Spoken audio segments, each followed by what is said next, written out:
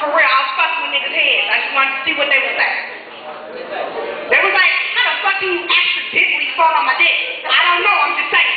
If it happened, what would you do? Fuck with a nigga head, I'm just saying. But you know, it's a recession, y'all.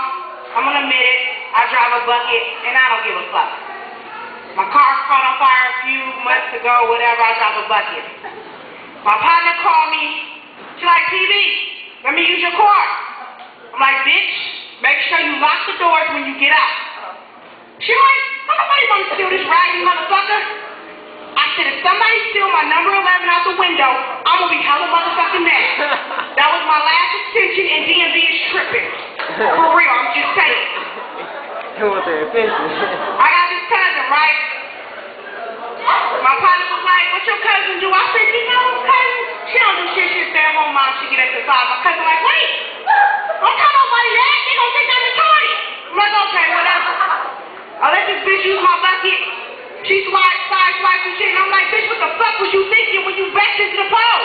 She said, bitch, I get exercise, did you forget? Oh, now it's okay to say you get exercise when you fuck my car up. I'm just saying. You know, I think being skinny is overrated. For real. Because you can't keep your nigga warm like I can keep mine warm. You need like 5 covers and a full-blown heater. I just gotta lay on top